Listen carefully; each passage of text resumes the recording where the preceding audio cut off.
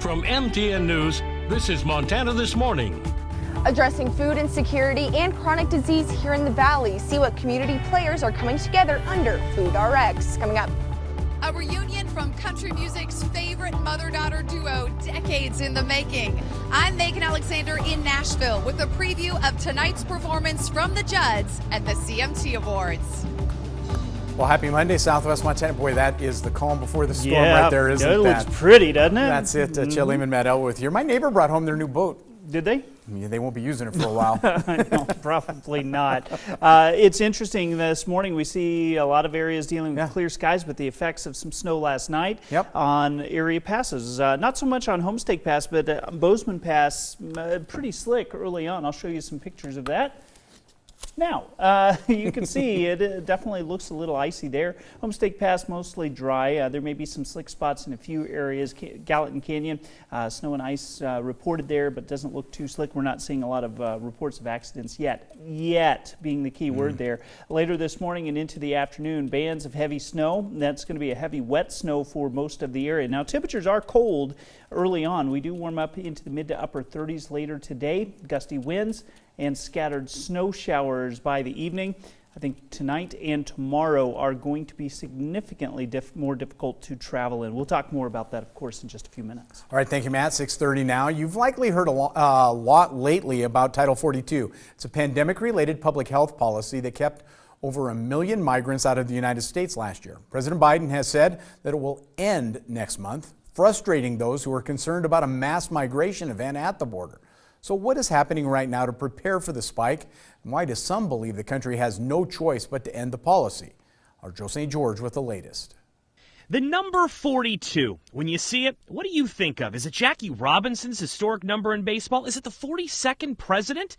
Is it that weird Google trick that when you search what's the answer to life, Google jokingly pulls up the number 42? Well, in Washington this week, the number is again taking center stage. In this case, it's Title 42, the public health policy that has turned away many asylum-seeking migrants since the pandemic began. President Biden's administration announced on May 23rd the policy will end, which means seeking asylum in the U.S. will become easier. Seeking asylum is permitted by U.S. law and is typically understood as escaping persecution from another country. We're already seeing mayhem down along the border.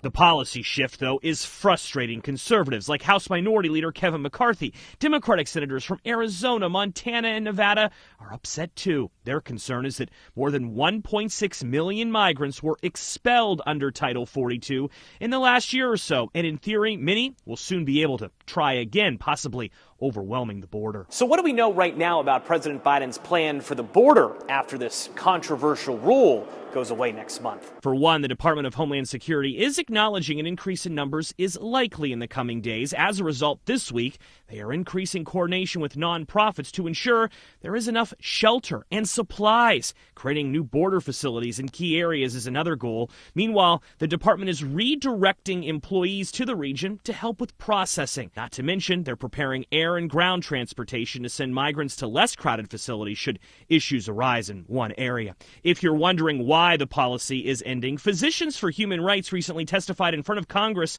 that COVID should have never been an excuse to deny people help. These exclusionary practices are not now and were not ever based on sound public health. Still, expect to hear more on this issue in the coming days. COVID funding in Congress remains stalled because some in the Senate want the president to change his mind on Title 42. In Washington, I'm Joe St. George. In other news this morning, according to the Centers for Disease Control and Prevention, 6 out of 10 Americans live with at least one chronic disease. But one Belgrade nurse has decided to do something about this issue right here in the Valley. TN's Jane McDonald shows us what Food RX can do for patients and the community. A nurse who wanted to make a difference through food and healthy choices, all while bringing a community together. You know, when they have about like 15-20 minutes of clinical time with a patient, you know, you need to eat these vegetables, these fruits. And then they walk out the door and they have these limited budgets. But it's not just the food. The food is key to having access to whole food.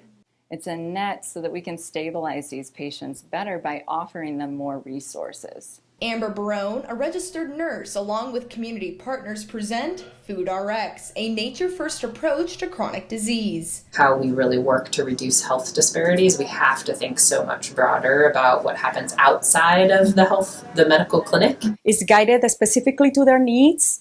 And, they're seen regularly every week. That outside of the clinic support is where Food RX comes in, meeting with 10 patients from community health partners that are food insecure and have a chronic disease, connecting them with whole food, local Montana food, and resources. Where we're educating and empowering the patients to take the first steps, to build the toolbox themselves. All while bringing the community together, from the HRDC, Gallatin College, No Kid Hungry, to MSU students. Compassionate care and empathy that comes in that is very hard to evoke in a classroom setting. In August, the patients will be seen by MSU interns.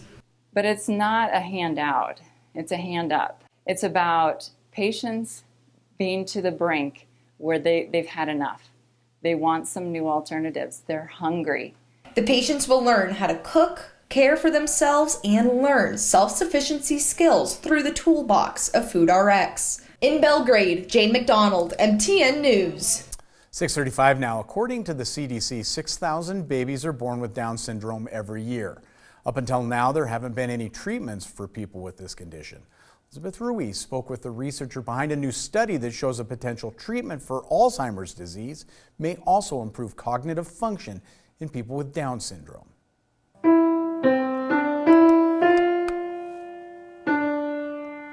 Sophia Witten is a high school senior who loves music and famous singers. Ed Sheeran, Dolly Parton, Miley Cyrus, and many more.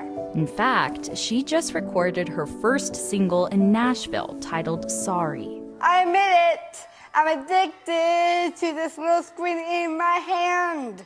Have to play it, or just lay it down. No, my folks don't understand. Her mother, Michelle C. Witten, says she's quite similar to other teenagers. Mom, I got it. But she faces some challenges that are unique because she has Down syndrome.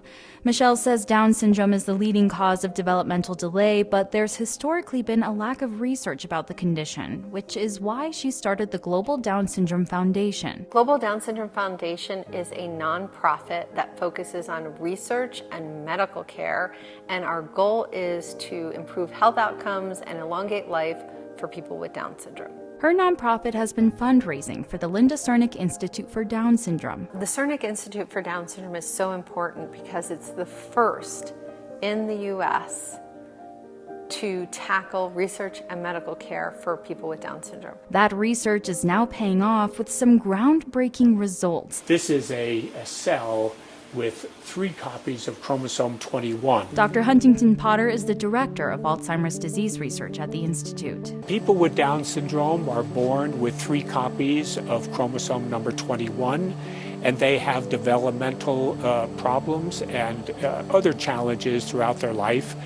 But they also all develop the pathology of Alzheimer's disease by the time they're 30 or 40. Dr. Potter has discovered a direct connection between Alzheimer's disease and Down syndrome, and in a study published in late March, he found that an FDA-approved drug called GM-CSF that has shown memory improvement in Alzheimer's patients could also help people with Down syndrome. What our hope is, if all the clinical trials are safe and successful, is that this drug would be able to improve the memory and cognition of people with Down syndrome, possibly from an early age, and make them more able to live independently, more able to participate in the society, and more able to hold a job, for instance. Dr. Potter claims this is the first study in Down syndrome. He says human trials with the drug will start in 2 years, and if all goes well, people with the condition all over the U.S. will have access to a treatment that improves memory and cognition. Dr. Potter's work can help us live longer and healthier lives. A long and healthy life that Sophia is very much looking forward to. Are you excited for college? Yes, I really am. What do you want to study? I want to do sports medicine. I'm Elizabeth Ruiz reporting.